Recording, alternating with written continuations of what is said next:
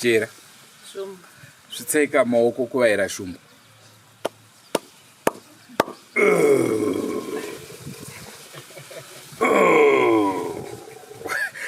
Kazoi muri Zimbabwe kusangana zvakare kwatiri kuita nhasi rarimwe zuva rangu zita ndinonzi Andrew Neshamba.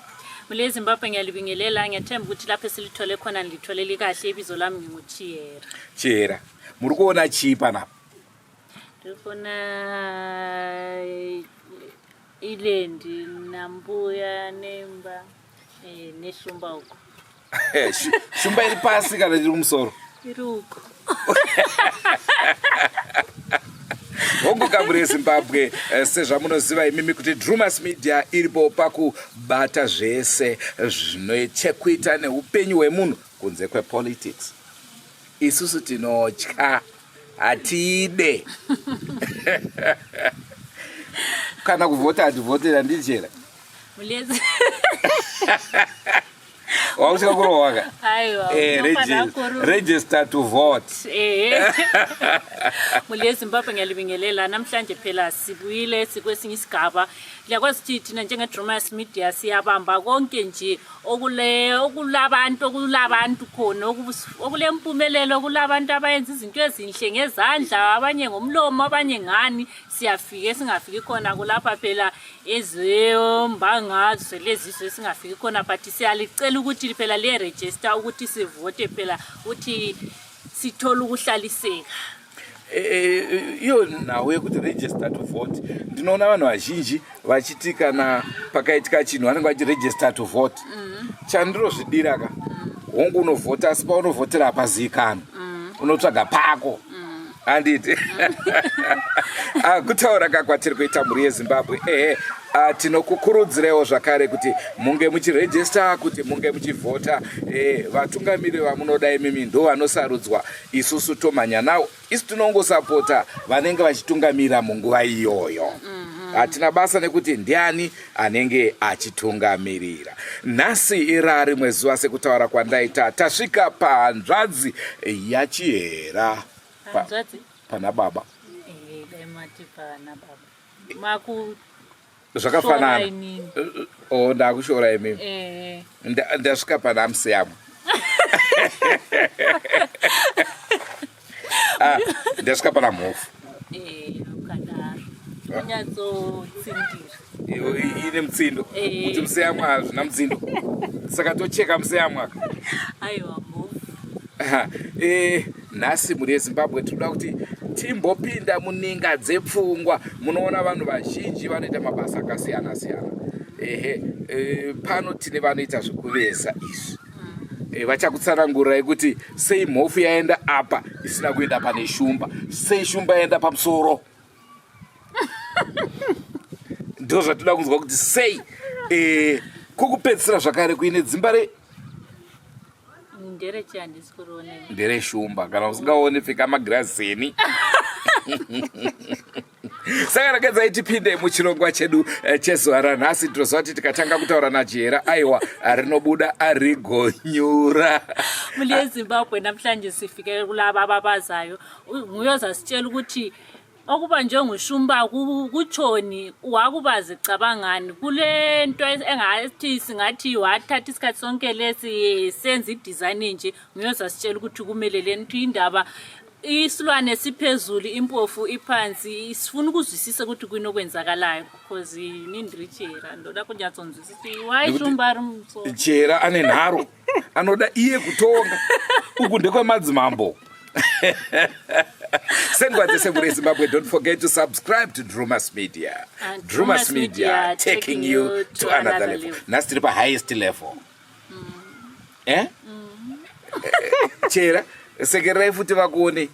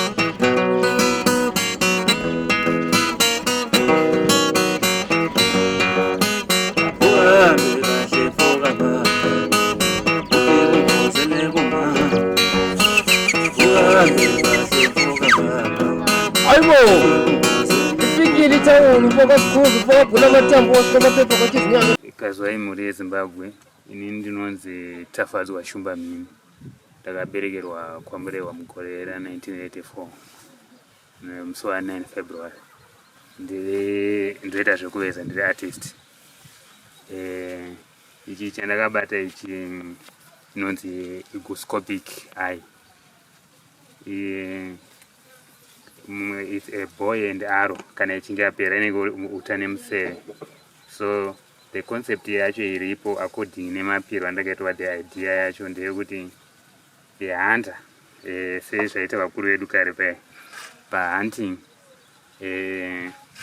gondo, it was one of the best hunters. So pakutora kareta yegondo yava pakushandisa kwavaita yayo kareta yegondo, munhu aigona kushandisa museve achisikonostriker vaizomupa mufananidzo kana the power of the eagle. So this one mamiriro arakaita panapa from here kusvika apa ndopanenge pachienda dehwe rinodhonzwa pamuseve pakuti the hunter paanenge aona target. Let's say ada kurova mhembwe, saka anodhonza museve wake. Saka paanodhonza museve wake according to the character of an eagle, iguwo parinenge raonawo target yaro rinocheuka richiona kuti right iro roda kunobata like kana kuti tsuro. So by the moment hunter paanostretcha the string of a bow, that's the time inotanga uchi eagle kuflya. Saka by the moment yekuti eagle rinonosvika richisikonobata nemakulozi aro, that's the same time inosvika the museve wechi unenge wareleaswa nahunter. And here apa it's an Egyptian cobra kana kuti nyamafingo. Iyo patime iyoyo ndo painenge yakasumudzwa musoro ichida kustrika. Saka museve paunonobaya patarget yahunter, Egyptian cobra inobva yabatawo kanenge ida kuti ibate. So ndo makamamira akaita this stick inonzi hygroscopic eye. Saka according nezvaiitwa kare pahunting, anenge achinzi is the best hunter anenge achinzi ane chekuita neunyanzvi hwegondo kana unyanzvi hwenyoka inonzi nyamafingo. Gondo harishai. Yeah, ndizvo. So pamwe pacho the hygroscopic eye racho rinenge riri apa zvokuti iye kana akatarisa akaona kuti haasi kunyatsoona, this is the eye parinenge riri apa. It's not yet finished. Ndo parinenge richizobudira. So ndo mamiriro akaita the idea of this stick. And muti wacho watakashandisa unonzi African airborne, unowanikwa Mashonaland West, all over Zimbabwe uriwo, but unenge uri mushoma. Shona unonzi murwiti. Ndo mamiriro akaita this stick. And then ndanga ndida kunzwa kuti pamunotema kugadzira stick yenyu mune mazvifunga sei izvi? Right, patinoti taakugadzira stick, my ideas anouya sema like the flashes of lightning. So my ideas acho akawandisa zvokuti by the time yandanga ndiri kuchikoro ndiri form 2, vabereki vakauya kuconsultation day, vakanzi nevadzidzisi, imimi mwana wenyu uyu anofanira kunge aine dambudziko, but takamusarudza kuti aite mukuru wechikoro atungamirire vana, but dai mambomufambira kunyaya dzechivanhu. So that time my mother ndo vanga vachirealize chete baba vangu vashaika. saka pandakazototi form 4 vanga vashaika futi saka munhu akazotanga kuti akazokwanisa kuti anzwisise but my teachers vaitry kuda kutsanangura nezvenyaya yacho. So it's something which I discovered alone kuti but if I do this zvinhu zvayo zvakatanga kuti zvichibuda mandiri. Saka I realized kuti it was a talent yanga iripo nechekare. So the moment andakaisuppressa zvinhu zvaiva zvandiwandira zvokuti mathikuzi andinawo akawandisa matrix acho akawandisa. Saka pamwe pacho ndikangowanawo free time ndinongotsvaga a stick, a special type of stick like this one African airborne, and then zvokuti muti wakabhenda kana kuti wakaita sei izvozvo hatizvitarise izvozvozvo zvaunenge wakaita muti izvozvozvo ndo zvinenge zvakaitawo story yacho. Zvinongobuda zvakadaro mamira anenge akaita muti chero ukasvika pane noti story inongotaurwa ichibuda kuti. Saka kuveza kwamuri kuita imimi kana kuti kwamunoita hamuna kukuendera kuchikoro? No, handakuendera kuchikoro. Okay. Saka kuzoenda kune rimwe basa muine basa iri kureva here kuti basa iri harina mari? Hakuswera kuti basa iri harina mari, but kuvanhu vanogona kunzwisisa kuti ati yakamira sei munyika medu vashoma, vanhu vanoappreciata vashoma. I can say izvinezvi vanhu they are now busy integrating themselves out of themselves, kuti vanhu vakuzvibudisa mavari, just like this one. There is the stick, this one. This stick iri kutaura nezveshava dynasty. Utaura zveshava dynasty? Yes. Asi apa ndakatarisana nemutupo wangu chaiwo ndiri kuona uri kumusoro. Right. Ndanga ndataura kuti vanhu vaiti nezvavakuzvibudisa mavari, but at the same time let me answer the question yamataura yekuti maona pane the head of a lion pamusoro. Pane the head of the lion pamusoro, and then at the bottom pane the foot of a lion also. So the Shava dynasty vana vakudzidza mazuva ano havachaziva kana kunzwisisa kuti zvinorevei mutupo zvinorevei. So pandaitsanangura nezveshava dynasty ibazi riri munyika yeZimbabwe rine utungamiri hwarinaro, rine madzimambo akawanda akasiyana siyana. Asi kana titaura isusu zveukuru zveushe ukuru hwedu kuti titaure kuti zvinoratidza kuti pane ushe huripo tinoisa zvinobudikidza nemucherechedzo wechi lion. Saka muri kuona pamusoro apa pakaiswa shumba ndo iri pamusoro apa pekutanga. Asi nyaya yekutaura nezvayo inyaya yachi the tribe yanashava. Yes. So tikutaura nezve tribe yanashava makabata imhofu kai? Yes, yeah, this one iyi mhofu yatikutaura iri kubuda apa pai.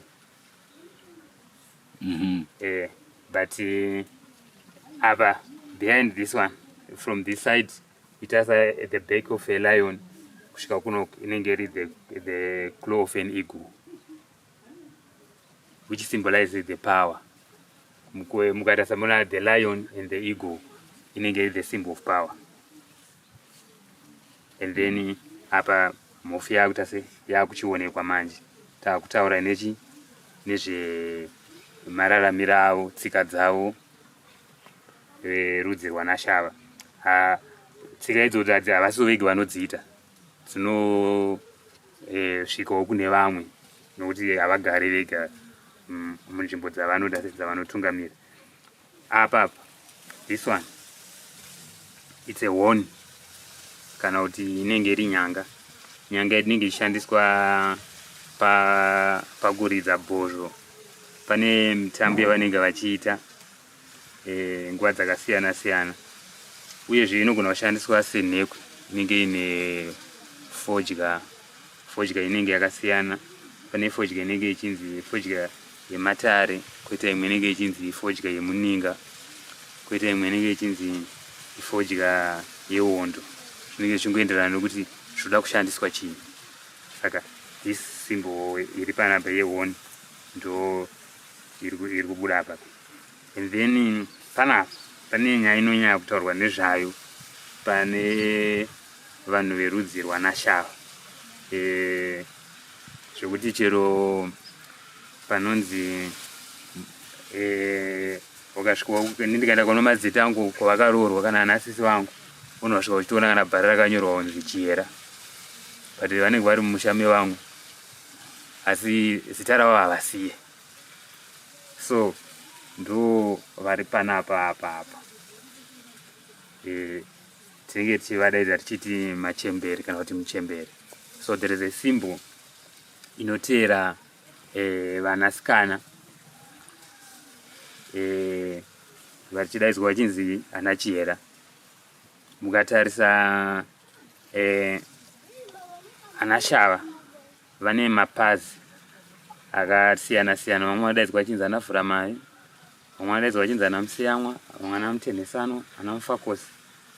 Asi kana vari vanasikana vese vanongodaidzwa vachinzi chi ana Chiyera, kana vanodaidzwa vachinzi chi ana Ashava.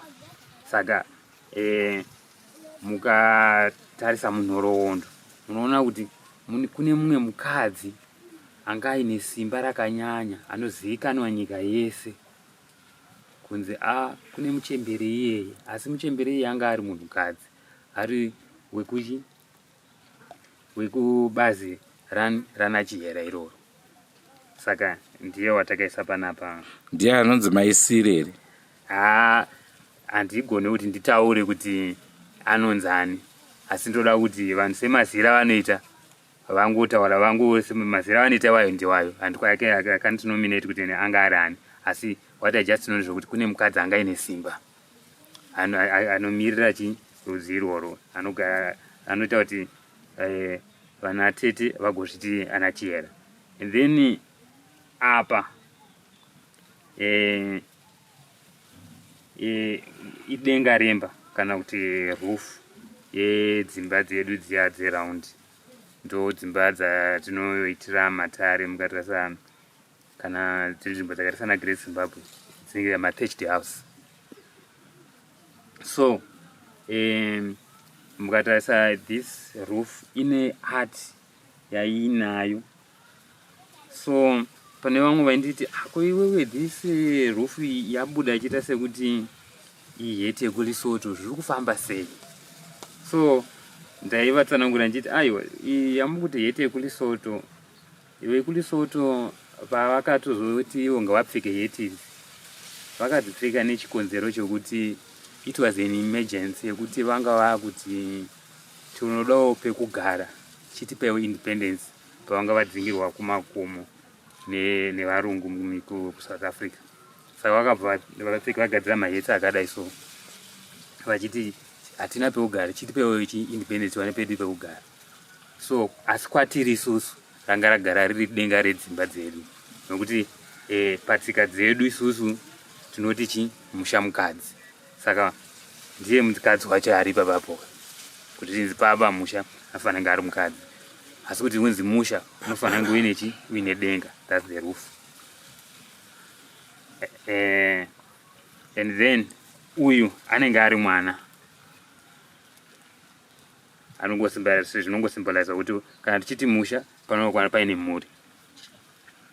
And then apa panoti 1 2 3 4 5 6 7 madrums kana kuti ngoma dzinoridzwa. Ngoma dzinoridzwa nevanhu vetribe yaNashava. Dzimwe dzacho hadzinenge dzaakubvawo kune mamwe matribes sezvakangoita pamatribes edu. Tine iye munhingirikini inonzi Chikandamazeko, pane mune Chikaranga, Chizezuru, Chikorekore. And at the same time noda kuti isusu tine imwe nzvimbo yedu inonzi kumatombo, and then kumatombo ikoko kune veimwe tribe futi vakauya vakazogara ikoko kubva kwaendo futi dzimwe hama dzedu kunyanya vanasikana. Saka pangoma idzodzidzi pane imwe ngoma futi inobuda iri ipapo nokuti takagarisana navo. So, and then so ngoma idzi kana dzinge dzabva mukuridzwa pachiitwa maceremonial gatherings Shava dynasty, panobva patanga kuchiridzwa mbira, sambo mbira obva patanga kuridzwa. Mbira dzatinoridza isusu paShava dynasty zhinji dzacho dzinenge dzichinzi tinowanzodaidza tichiti mbira yegore gore, dzinenge from Mount Darwin. Tine madzitaure wedu anenge ari from that side, vananzi ana Mukanya vane vari area iyo, saitoenda kuridza mbira yegore gore. Kana mbira dzichinge dzaridzwa, vanhu vese vanosumuka votamba, asi panobuda guruva zvokuti vanhu vanenge vakuti tipewo donhodzo pauro padi pakudawo chikari, panobva pakuriswa pfuko yedoro inenge ichinzi chikumura mabhatye. Vanhu votanga kunwa doro vachidi vachitamba vachifara. Ya pane nyaya sabva ipapo manwiro anoitwa doro tonwa nemukombe, mukombe ndio unochera mupfuko. And then this one, it's looking like mofu ikuda kunwa mvura. Mukatarisa but the shape haisi kunyatsokuoneka kuti inenge iri mofu yakamira sei. Sezvinotaurwa nevanotaura mutauro wechingerengere vanoti character is no form. Asi chinhu chinogona kutsanangurika kuti character yakamira yakadai, aiwa avanorama vakadai. Saka this is the character of the Shava tribe. It's a reflection manje, because isu kana tichitaura tsika tinogona kusataura tishandisa izwi tinogona kungoti naiwe musikana hausi kuona kuti wakurasa mumvuri wako. Saka ndo matauro atini takachitaura nezvekuti tsika. Saka this is the reflection yemhofu. Asi idzo tsikawo dzacho dzevanhu veShavawo dzakamira sei, dzinoshandiswawo nevanhu vakawandawo nokuti dzingori tsikawo dzakanaka. Hapana chati akaona chakashata kwadziri. Patinongotaurwawo nezvadzo panenge pachingonziwo chiyera. Asi isusu kwatiri havasati vauya vachizoti ana baba chiyera aita zvakati zvakashata. Pamwe pacho vanenge achitotiwo musha wavo kana wanga wakaita sei, musha wavo kana wanga usina munhu akachenjera, ivo vanoita kuti chiyera anonota kuti avavhure kumeso vaitiwo vanhu vakadi, vanhu vakangwaririrawo mumusha. Right.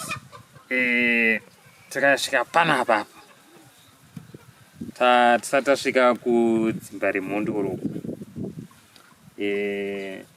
Murikuona kuti pakuratidza kuti pane zvinhu zvirikuratidza zvikuita sezviri kumera zvichikwira zvichikwira. Right. Zvinhu izvi ichokwadi kuti zviri kumera, asi kumera kwazvo kuri kubva kupi? Semataura namboita at first kuti pandakapiwa this story, ndakaipiwa ichibva from Nyashanu. Saka the symbol yaingoratidza kuti Nyashanu is this hand, yaingoratidza zvigunwe, the hand of man, inenge chiti 1 2 3 4 5. Saka kubva muna Nyashanu imomo ndiko makazobva kuti uyu anonzi Vhuramavi, uyu anonzi Mutenhesanwa, uyu anonzi Mufakosi. Vanhu vakupanana mazita akasiyana siyana. Mwakunzi uyu ndisike mutema ndoma zvakabva. Asi ivo vanhu vacho, so these are the branches ari kuita sei ari kubva from the nyashanu. And then this one which is looks kuita senge vanasha vanga vakapiwa basa nedare remhepo kana kuti nedare remasvikiro kana kuti mondoro, vanga vakanziwo vasanwe mvura yese vanga vachinwa mvura yemukasipiti chete. Saka pane area yavo yava inwa mvura munzvimbo yavo manga mine katinoti kasipiti iye ndiye inonzi tsatsi kana kuti chitubu, asi pane nzvimbo inonzi chidavaenzi. The original name yainzi chinwa vaenzi, ndo paitorwa mvura yavo yavanonwa ipapo. Asi kuti zvinhu zvinenge zvichita zvichichinja, pamwe pacho vamwe vanogona kukumbirira kuti tinokumbirawo hatichakwanisa kuti tichidii tese tichienda kuchinwa vaenzi, chingoitai kuti kana paine dare rinoda kufamba rifambiswe mune zvakanaka. But ndoti zvaiitika izvozvo, right? Tichidzika todzika manje tosvika this dzimba remhondoro. Munhu akafunga mangu zvoona kuti kumusoro kune mhondoro and then pasi pane mhondoro, right? Kumusoro the crown, kuti titi tine tribe yatinayo ine ushe hwainawo, tataura zviye kuti inofanira kunge ine utsigiri hwemhondoro nemasvikiro, handiti? And then tsika dzavo dzinofanira kunge dzaonekwawo futi kuti itsika dzinogona kutsigirwa nepasi here. Saka kana tichiti kutsigirwa nepasi, ndiwo vacho mhondoro nemasvikiro, nokuti it's something chokuti kana iwo uchifamba ukatongoona panenge paine dzimba remhondoro, iwo wakutochiziva kuti right, tari kutaura nezve padzimba remhondoro kwainanoperera. Vazhinji vangada kuziva kuti sei kumusoro uku kwaita shumba kana kuti mhondoro, and then pasi futi paita dzimba remhondoro. Chikonzero ndechekuti titi tine tribe ine ushe inofanira kunge ichitsigirwa nemhondoro, makombo nemasvikiro, nokuti isu patinoti anonzi mambo akasiyana naishe. Ishe ndiyo yanonzi kana vanhu vachinge vapara mhosva vanonotaura kuna ishe kuti ishe kune munhu akaita zvakati hazvitenderwi mumusha, oita swei. Ishe vanozoenda kuna mambo. Mambo ndo vanenge vari ndo mhondoro, makombwe nemasvikiro, ndokwavanochioudzwa kuti imi makagouraya gudo sei, makanga matadzirwei. Saka pasi pakatsamwa nezvamakaita. Kana pachinzi panoda kuripwa mbudzi, iwo ana mambo kana kuti makombwe nemasvikiro ndo vanozoziva kuti zvinourayirwa panzvimbo yakaita sei. So ndosaka maona kuti kubottom kune dzimba remhondoro, kumusoro kune dzimba remhondoro. Hakuna ushe unganzi pane ushe usingatsigirwe, pasina shumba, pasingatsigirwe nemucherechedzo dzokororai zvakare. Hapana ushe unganzi ushe kana usina tsigiro yemhondoro nemasvikiro. Saka the symbol yacho ndiyo shumba. Chera mazvinzwa here? Ndazvinzwa. Hanzi chii?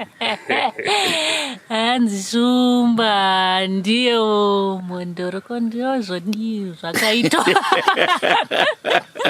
Zvakaitwa nabhudhi. ndida kuti mupabatisise ipapo. Ya asi ivo zvavo anachiyerawo simba ravo zvaro chero munyika mese munongozviziva kuti ndosaka muri kuona panapa ndo vanonotimirira kuti kune kwavakabva isu dzimwe nguva isu zaida rinyanya kutaurwa zvakanyanya vanhu vanenge vachingoti mofela isa hatizonyora manje sezvavanoita vanonyora kana ini ndinoziva kuti zvinongonzi ndezvaana museyamwa ndizvozvo asi uri kushanda kupi unopa ndichiyera iro pakuti chiyerawo pacho ukana pandichiyera iwe ngugara waziva kuti nekuti vana venyu ava hanzvadzi dzenyu hadzingotonge kuvarume dzinotonga futi kuchi kwamuri izvozvozvo mukazocherechedza kuti uyu muchemberi uyu mukamutsvagiridza munomuziva kuti ndiani muchemberi anozikanwa nyika yese ane basa guru raakaita kwete nyika yezimbabwe chete achitomira africa yese ndiani muchemberi handigoni kuti ndiritaure zvino asi ndimbuya ndimbuya izita rinokosha nokuti vane basa ravakatumwa kuti pakuti tsika dzemuafrica dzimire zvakanaka nekusununguka kwezimbabwe uyezve nenyika yese yeafrica. Mbuya nehanda mungataura muchidaro. Aha. Mbuya nehanda vaive chihera nai? Ndivava. Kuti vaitaurisa sana chihera varipo nhasi? Ite kuti ivo vaitaurisa. Musha waita haranga kau. Kuti kuti ivo vaitaurisa. Asi basa ravo ravanga vakatumwa yange iri nhume yehondo. Saka pakutaurana navo vanasikana vananatete ava mukangoti tsveyame ivo vanenge vakutoti pamwe pacho unonzwa vachiti maakuda kuita zvemakanya vanenge vakuda zvehondo zviri muropa ravo. Saka vana chihera hazvina kutanga nhasi hazvina kutanga nhasi iro zita rekuti chihera racho harina kutongomira rega rinotori nemuchemberi. Saka ichi ndo chinodi chinozoita kuti muchemberi ngavazorodzwe denga remba iri nokuti zvine chinzi aiwa zvino muchembereko mukazomira kudaro musha unoparara panenge paine mhuri vana vanenge varipo.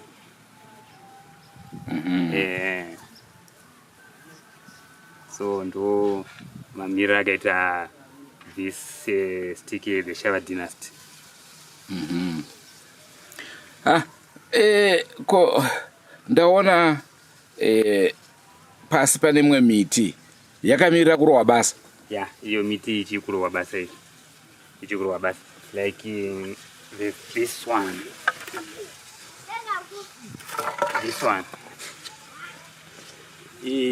uyu muti uyu handisi ndakautsvaga.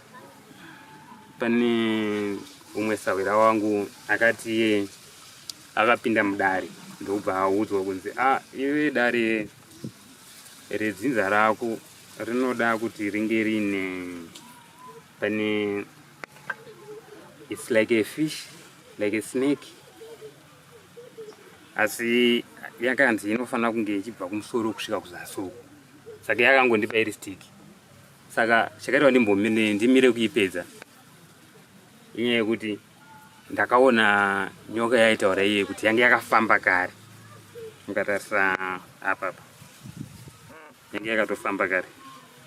Continuation yacho iri kudai soizvi. Saka handisati ndamuratidza iye ndiwe kutribe yananhingirikeni ana mbizi vanotovaradza chiti anachoda. Saka ndaida ndimuratidza kuti iyo uri kuonera kuti panyaya yako yawakaudzwa muti wawakatsvaga ndiwoyo uyezve uri kutsigirwa nedzinza rako. So kana iri this type yemuti iyi miti kana tichitaura mutsika dzechishona miti inoretwa inenge ichinzi miti ine power rainaro isati yashanda ingori miti uyu muti unenge uchinzi izvo uri panumber 3 uye unenge uchinzi uri uyu unenge uchinzi uri panumber 2 uyu unonzi uri panumber 3 unonzi murwiti kana kuti African airborne unenge uchinzi uri panumber 3 pasimba rinenge ichitaurwa mutsika dzechivanhu. Then unoyu ndokushandisa hangu semalet but unogadzira masmall sticks unonzi mutovanyika unenge uchinzi uri panumber 2. And then unenge uchinzi uri panumber 1 uyo ya1 ke1 unonzi mupumangozi zvinezvi pane maworks andiri kuita nayo haupwewo. Ndaona zvimwe stiki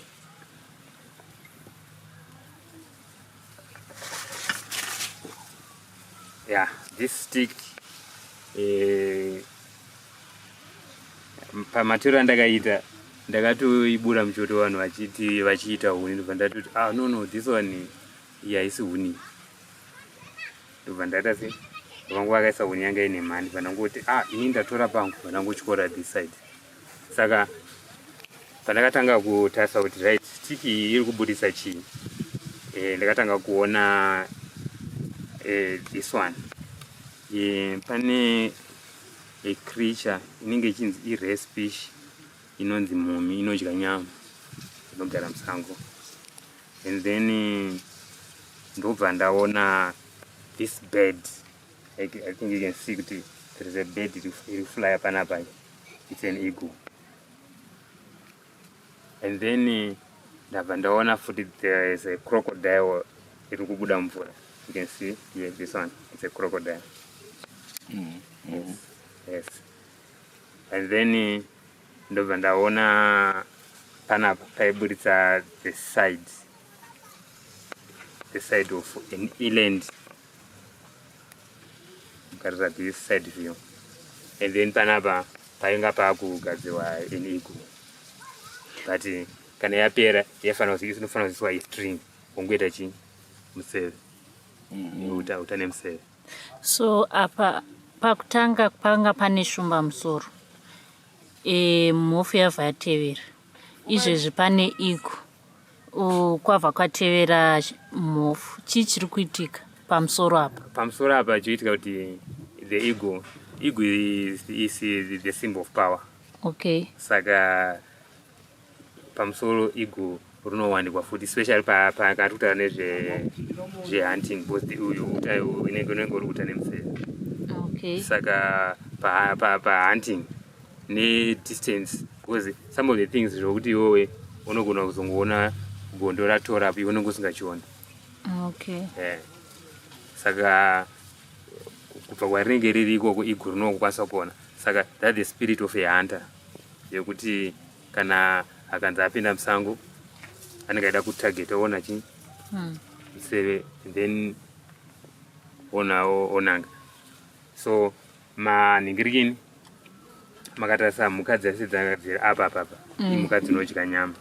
Iyi mumi inodya nyama, iyi haidye nyama, iyi it's a grazer. But kana ichinge iri musango it's rated, it's not even part of the big 5. But kana mukanzo vanotaura nezvayo kuti kana mhofu ichipfuura zvii zvinoitika vamwe vanenge vachitoti pari kurira hakata. Saka ndakaingoiona ichibuda wepa paati yandaiita. So the details acho anoramba achiuya ndichingozoudzwa kuti zvakamira sei. And then this one you can see it's a head of a lion. Then ava pane island funga mukuona kuti island inenge kuramba ichingotenderera. And then panapa pane something like a muswe. Yeah, you can see here. Right. This one paigadzirwa the scepter. Is the scepter of the Shava tribe, but it is specific to the family inonzi Shumbamini. Because kunana Shava ikoko kune vanhu vanesara kuti Shumbamini vari with the family yana Kaseke. So according to the history yavo pana tateguru wavo akadi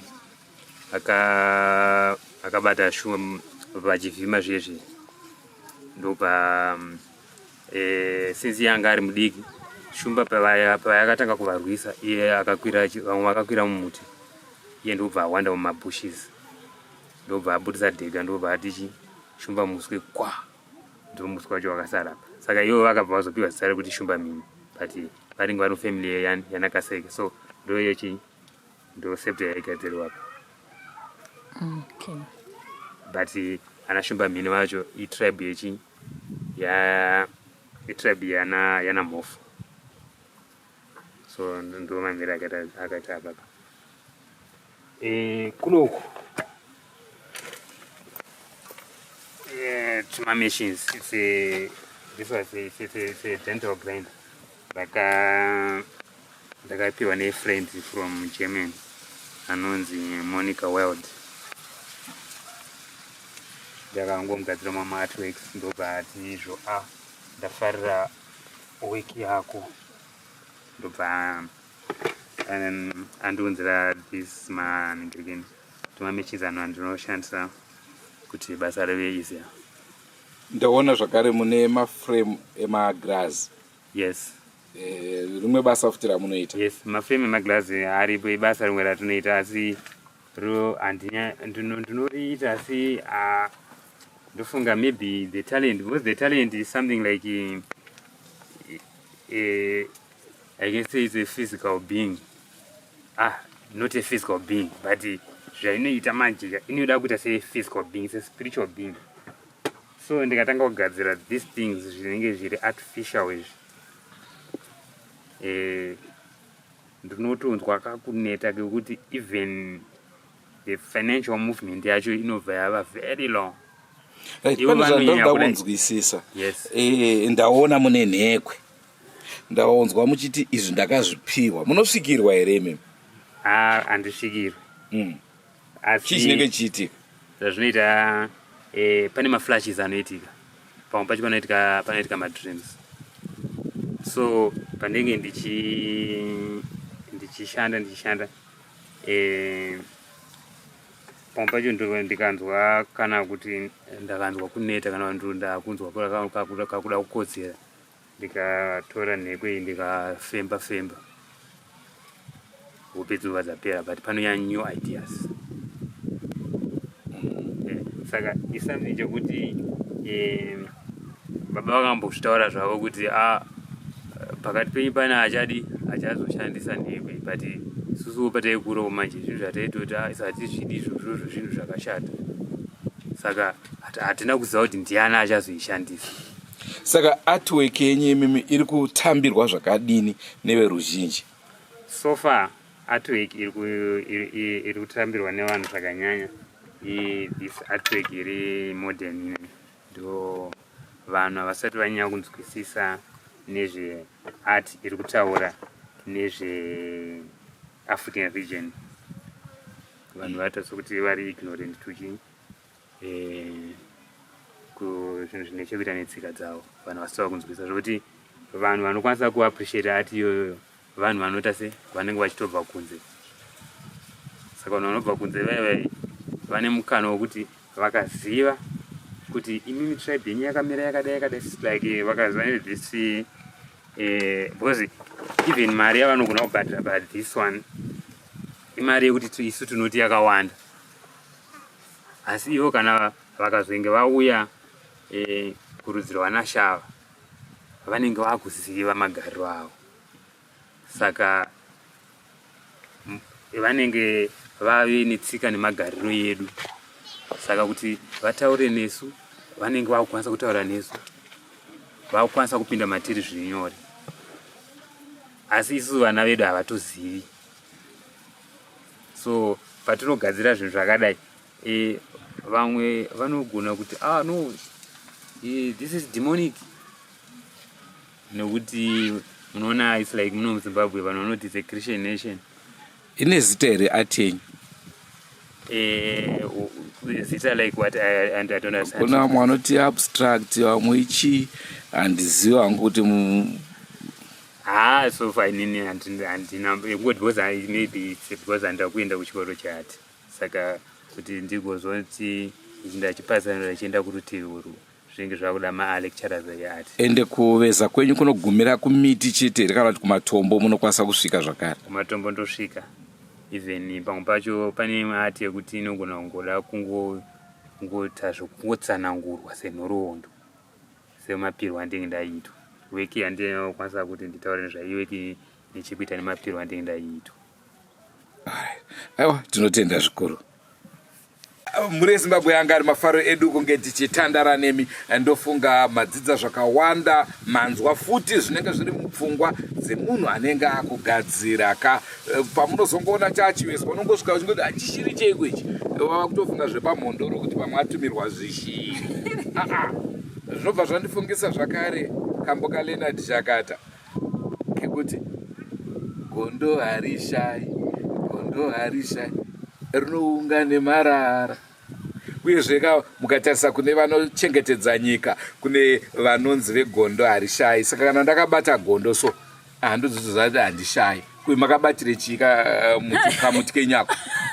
Muli eZimbabwe ngiyathemba nimzwile ubushave khuluma ukuthi wenza njani ubaza njani. Bacha ndafarira shumba ka ukuthi apha mofirimo apha but ndashitadza kuti ndowana shumba here.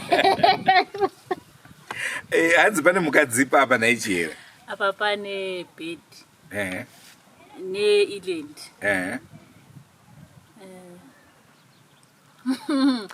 Munozva sei musiri kuona shumba? Iko indau haipinde kuti mhuka tudiki.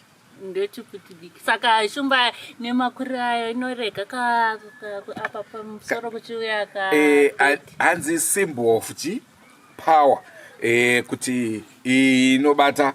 Ndosaka maona futi nyoka nditika zvinoreva kuti munoda nyoka here?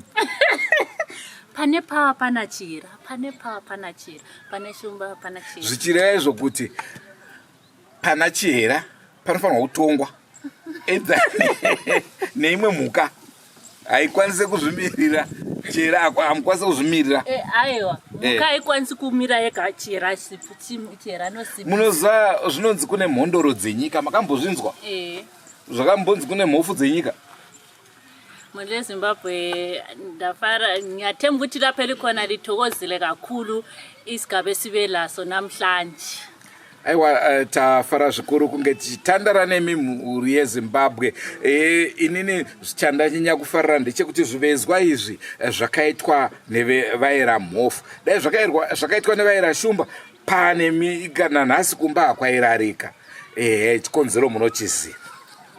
Naizvozvo tinotenda vatanga tiinavo nhasi mhofu kuti aiwa basa muri kubata.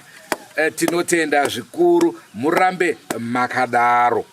Iyo miti ine nhoroondo dzevanhu. Ndafara kuti chihera maakudzidziswawo kuti aiwa musha unotungamirirwa neshumba, imi mozotungamirira henyu muri pai? Muri pasi. Iko kusaidi kunowanika nyoka uku ndokunana chihera uku. Don't forget to subscribe to Drewmas Media. And Drewmas Media taking you to another level. Ngatisangane hii mune zvimwe zvirongwa zvakasiyana-siyana. Ndichipa kutenda kuna mandlovu vanga vakatibatira mushina wedu, aiwa vari kunyemwerera vari kuseri ikoko. Kuti hai mandlovu ngosifambira umuchina. Aiwa zvinoda kutendwa zvikuru. Ndwana samanyanga ka. Aiwa tinotenda zvikuru. Handina kuvaona apo. Pane mhuka dzinonzi the big five. Munodziziva? Verengai tinzwi. Kune shumba. Pa big five pane mhofu here? Hai zvemagroups atizvifarira isu. Okay, ndaida kutoziva because handizivi kuti pa big five pane mhuka dzipi. Handandikuudza kuti ndinongozva shumba chete. Okay. Goodbye my friends. Goodbye my friends. Wakamboonana tichazoonana nerimwe zuva hama dzangu. Goodbye my friends, goodbye my friends. Wakamboonana tichazoonana nerimwe zuva hama dzangu. Ini ndokuenda kubasa kwangu. Iwe makiwe mkarenga.